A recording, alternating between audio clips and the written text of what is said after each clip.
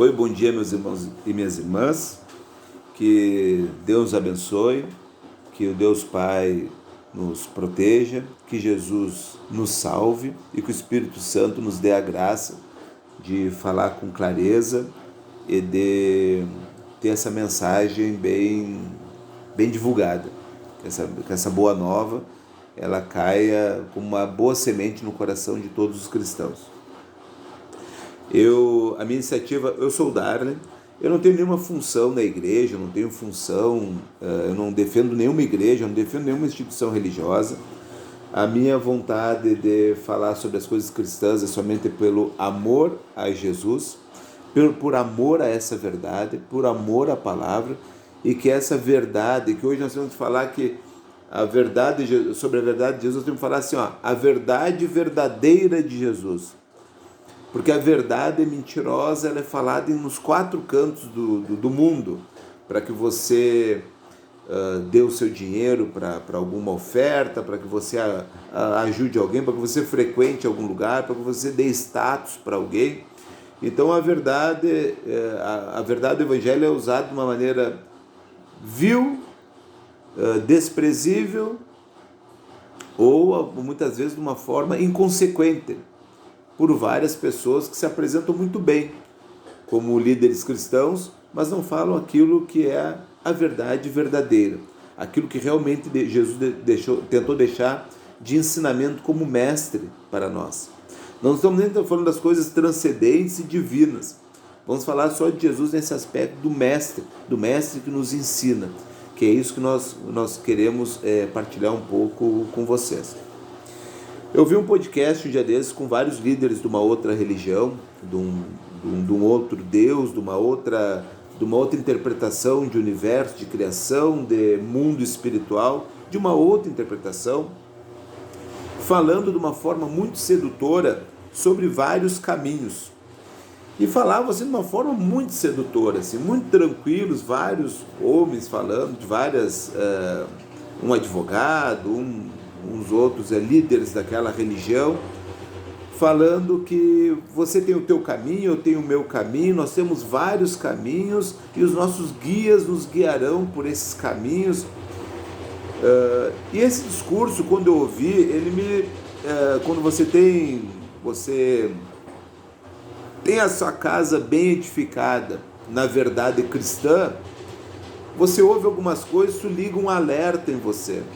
E eu disse, cara, esses vários caminhos desvirtuam completamente as pessoas, e até um dos motivos, a nossa sociedade está tão desvirtuada, está tão longe de um caminho cristão, de um caminho com harmonia, sabe? Das criaturas em harmonia com o seu Criador, sabe? Dos filhos de Deus em harmonia com o seu Pai Celestial, sabe? Por causa desses ensinamentos errados. O nosso relacionamento com Deus às vezes é como um filho que se relaciona com o pai, daqui a pouco por influência dos coleguinhas, eles começam a jogar o filho contra o pai. Por que tu tem que obedecer? Por que tu tem que ir lá no teu pai visitar ele? Por que tu tem que te relacionar com teu pai? E acabam fazendo ofertas para esses filhos de coisas muito mais interessantes lá fora. E esse filho acaba se deixando seduzir e vai se afastando do seu pai, achando que tem amigos, enquanto eles usufruem de bens, usufruem de alguma coisa que traga satisfação, pode ser droga, pode ser... Enquanto eles usufruem de alguma coisa em comum e que dá mais prazer do que estar com o pai, aquilo é bom. Só que aquilo é momentâneo, aquilo é temporário, e às vezes se dão conta muito tarde que o relacionamento familiar seu é mais importante do que aqueles valores dos amigos, dos prazeres, as coisas. Às vezes, muitas famílias acontecem quando os pais morrem, fica aquela culpa incrível, aquela culpa enorme por ter se afastado do convívio dos pais. E assim nós andamos na nossa sociedade, muitas vezes, em relação com Deus. Às vezes nós nos entregamos em outras linhas de vida, que nos afastam de Deus, até intelectuais. Nos achamos intelectuais, ou filósofo, ou cientista defensor da ciência, defensor da filosofia. Não, eu não tenho Deus. E aquilo nós perdemos uma enorme oportunidade de ter uma vida com paz, em harmonia com o nosso Criador, tributando a Deus aquilo que é a Deus, e não é dinheiro, tributando nossos talentos, colocando nossos talentos à disposição de Deus, que nem eu estou procurando fazer agora. Se eu tenho alguma capacidade de discursar, eu quero colocar essa capacidade de discursar a favor de Deus para defender essa ideia cristã do caminho. O problema é quando você apresenta vários caminhos e contradiz a palavra de Deus, que existe um caminho, uma verdade e uma vida só pura e verdadeira, e uma vida que deveria ser realmente vivida como a vida de Jesus, em Jesus e por Jesus, que é isso que a Bíblia, em outras palavras, nos traz. Seria uma síntese muito grande da palavra de Deus. Você acaba acabando com a teologia do caminho. É o fim do caminho. Como Jesus é o caminho, é como se fosse a morte definitiva de Jesus. E também, consequentemente, o fim de um cristianismo verdadeiro, de uma prática cristã verdadeira, que busca um caminho ao qual todos deveriam mudar seu rumo e ir naquele caminho, ir naquele trajeto para chegar até a casa, como se fosse chegar até a casa do Pai, como chegasse até a casa do Pai. Jesus é que nos ensina, é por Jesus que nós chegamos até a casa do Pai, até a casa do nosso grande Deus, nosso Pai Celestial. O discurso de que há vários caminhos, ele é muito sedutor, ele é confortável. Se eu tenho o meu caminho, eu não tenho que me preocupar em ir pelo caminho que Jesus indica, estudar, ficar atento. Às vezes, por intuição, muitas pessoas entram em Jesus como caminho, às vezes por intuição. Elas não passaram a vida toda na igreja, elas não passaram por uma catequese mais rígida. Não. Até porque esse caminho de Jesus que se passa tanto a ideia, os falsos líderes passam a ideia que ela é moralista, que ela passa como se fosse um brete. Às vezes passam para você que o caminho de Jesus para chegar à casa do Pai é um brete. Você entra como se fosse um animal que entra naquele brete, e em qualquer momento vão pegar você e vão te abater para o consumo. E você vai ser abatido. E você às vezes anda a vida toda abatido, como aquele que está para ser abatido, como aquele que não tem outro sentido de ser a não ser morrer. E o sentido de vida do cristão, se você anda no caminho de Jesus, o Jesus te propõe é a vida, é você a viver, a você não andar abatido, é você ter a alegria, você ter a graça de Deus, que uma das manifestações maiores da graça de Deus é a alegria, no momento até que as outras pessoas veem o fim, elas veem só um precipício, elas veem só a derrota. O cristão é aquele que chega com a esperança, ele chega aquele com o vigor, determinado a fazer a pessoa ir para frente, a ter ânimo, Esse é o chamado de todos os cristãos. Se todos seguem ou não, não sei, mas é o chamado do cristão. Esse é aquele que faz diferença nesse mundo, sendo uma luz com verdadeira iluminação e ser um sal com verdadeiro sabor. Esse é o chamado do cristão, para todos, desde a pessoa mais simples até a pessoa mais sábia deste mundo. Você tem que chegar sempre sabendo que você, como cristão, é chamado a ser luz de verdadeira luminosidade e sal de verdadeiro sabor. Seguir esses caminhos é mais confortável, você achar que você tem um caminho e que o mundo gira em torno do teu umbigo, né? Que as coisas se adaptam àquilo que você é predestinado a ser e fazer aqui nesse mundo. Você vem talvez com uma ideia meio também errada, que você tem um destino aqui, nada que você fizesse vai mudar o teu destino, você tem que seguir as tuas paixões, se largar ao vão desvario da tua alma, que se não tem Deus, que ela é sedenta de alguma coisa. A tua alma realmente ela é sedenta de alguma coisa, de todos nós. As pessoas hoje vivem a angústia, vivem a depressão, porque tem uma alma angustiada. A nossa alma tem angústia de um algo transcendente, de algo que faça essa existência valer a pena.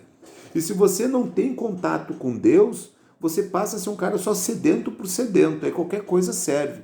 O sexo desenfreado serve, a droga desenfreada serve, você tenta acumular na cabeça um passatempo, um hobby, ou uma atividade, ou é comer, ou é dormir, ou é... Você acaba tendo assim, que dar uma solução e interpretando essa angústia que você sente, uma alma que é sedenta por Deus, você acaba medicando ela, tentando matar ela.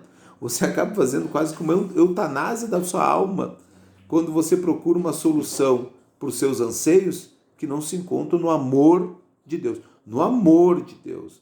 Não na moral, não você, eu tenho que seguir as regras cristãs, Deus é um código de regras que eu tenho que seguir, Deus é o amor. Você tem que ir e procurar em toda a porta cristã que esteja aberta, um lugar em que se viva o amor. Por isso que é importante a vida em comunidade. Por isso que aquele outro discurso confortável também, que você pode viver o cristianismo, eu faço minha oração em casa, eu faço isso, eu faço bem. Esse conceito tão gostoso de bem, né? Qualquer coisa é bem. Qualquer coisa que eu considero bom é bem. Se eu considerei bom, é bem. Se eu considero amor, é amor. Se eu fiz qualquer coisa, se eu dei uma bala para um cara, hoje eu fiz meu gesto de amor. Ora, se o amor fosse tão fácil. Ora, se der uma bala para alguém fosse tão fácil. Dei um abraço numa velhinha, pratiquei o amor hoje. Nossa, se fosse tão fácil. Dar um abraço na velhinha, ou naquele que é diferente de mim, naquele que me custa dar o abraço, no mendigo que está fedendo, numa pessoa que tá, se eu tenho um preconceito, tem uma pessoa travestida, eu vou lá e dou um abraço num travesti, nossa, tive um enorme gesto de amor. O amor é quando você se abaixa, porque que o amor de Jesus é o verdadeiro amor. Jesus, ele assumiu a nossa condição humana, ele assumiu a nossa humanidade para nos salvar das nossas dores, dos nossos vícios, dos nossos pecados, para deixar uma porta aberta no céu, que ela possa sempre ser acessada por qualquer um que procure esse caminho que é Jesus. Então, Jesus assumiu a nossa condição para nos salvar. Ele assumiu a nossa condição. Se eu jogo uma esmola para o mendigo, é uma coisa. Se eu vou lá, sendo lá do mendigo, e tento entender todos os problemas dele, a realidade dele, e tento, com sinceridade e coração, fazer que ele tome um outro rumo na vida dele, que ele tenha um outro nível de prosperidade, um novo nível, isso começa a ser amor. Eu tenho um trabalho na minha vida, que eu não vou falar dele agora, que é um trabalho que ele procura estar junto com as pessoas para que elas procurem um caminho melhor na vida delas. E se o meu trabalho não tivesse esse viés de levar as pessoas a uma condição melhor do que elas estariam, como eu procurei fazer em toda a minha vida, eu não estaria nessa atividade, que eu acabei até caindo no meio de paraquedas. Eu acabei tentando fazer fazer um meio de campo para uma pessoa ter uma oportunidade, outra pessoa ter uma oportunidade, outra pessoa ter uma oportunidade, e acabei fazendo disso uma profissão. Eu não tinha essa ideia pronta na minha cabeça, mas foi dessa vontade minha de levar uma oportunidade melhor para as pessoas, uma condição melhor, fazer as pessoas procurarem exercer a virtude delas de uma forma melhor, mais justa, mais honesta, mais compensadora. Esse é o objetivo da atividade que eu tenho hoje. E é o testemunho que eu tenho, só não vou falar, pormenorizar, porque não é o objetivo fazer propaganda do meu negócio.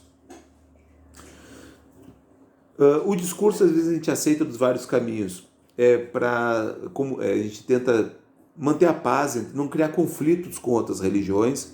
Então a gente aceita, às vezes, esses discursos.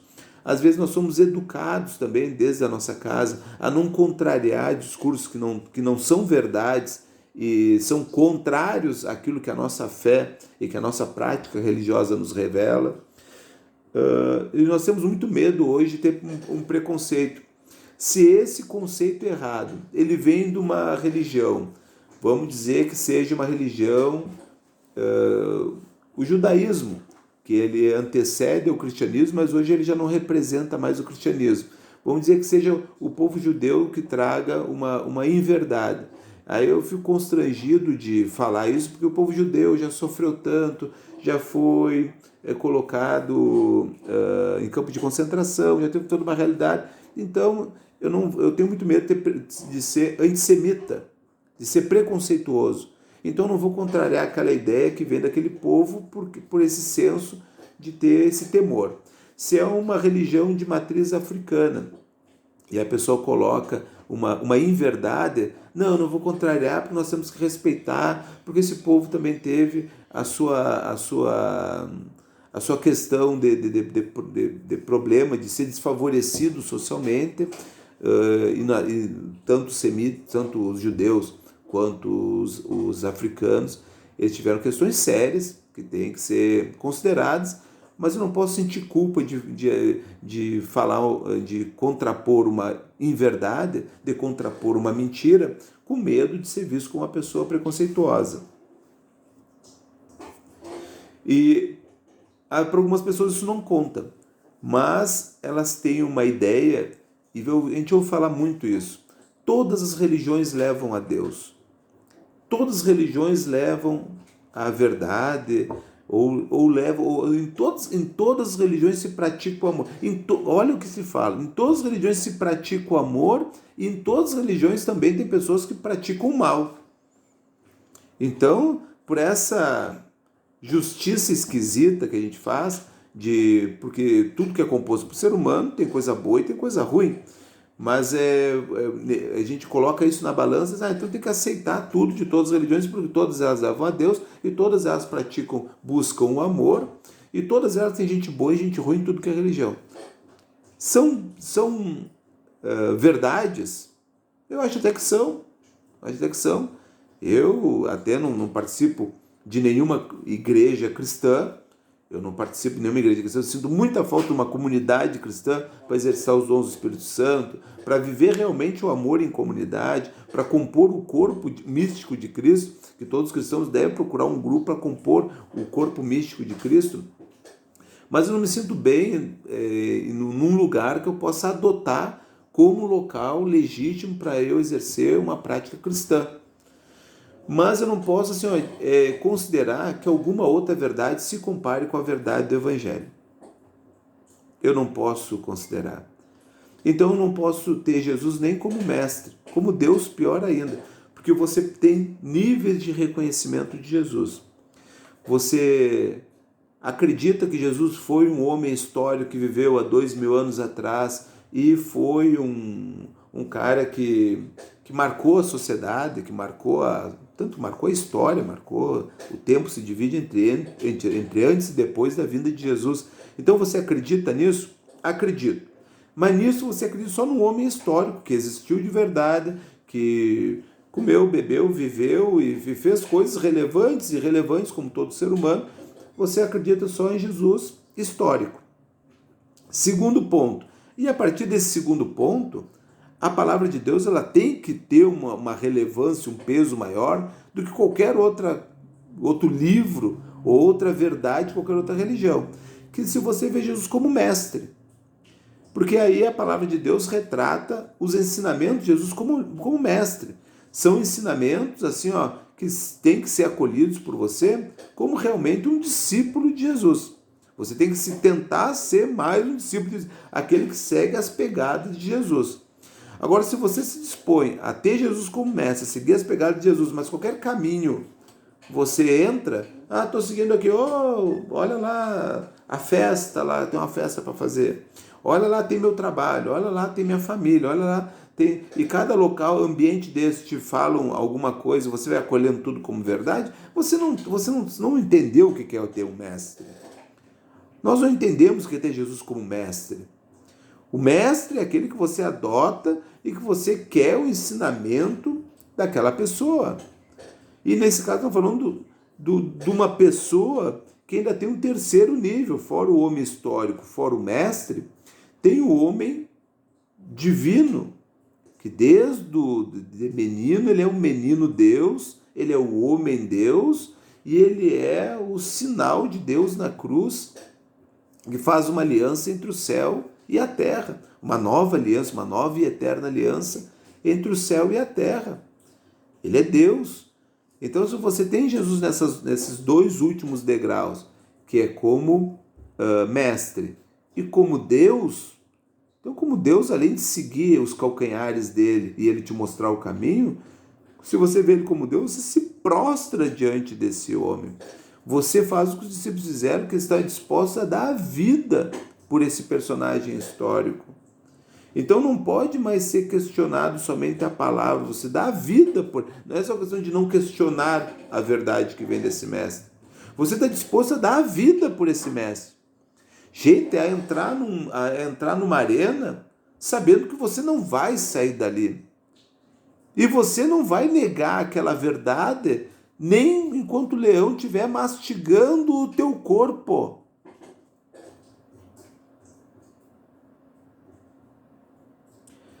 Bendito e louvado seja Deus por todos os mártires que deram a vida por essa verdade. Bendito e louvado seja Deus, porque é o único digno de ter o nosso sangue por essa verdade é Jesus. É o Cristo. É o meu Deus, e acredito que falo para muitos cristãos também, é o nosso Deus, digno de louvor, digno de honra, digno de toda a glória, digno do melhor de nós, o melhor da nossa capacidade, o melhor da nossa vida, o melhor da nossa existência, e o único caminho. Eu vou seguir falando sobre o caminho numa segunda parte, mas vou encerrar esse vídeo agora que ficou meio longo. Grande abraço, permaneça na paz de Jesus.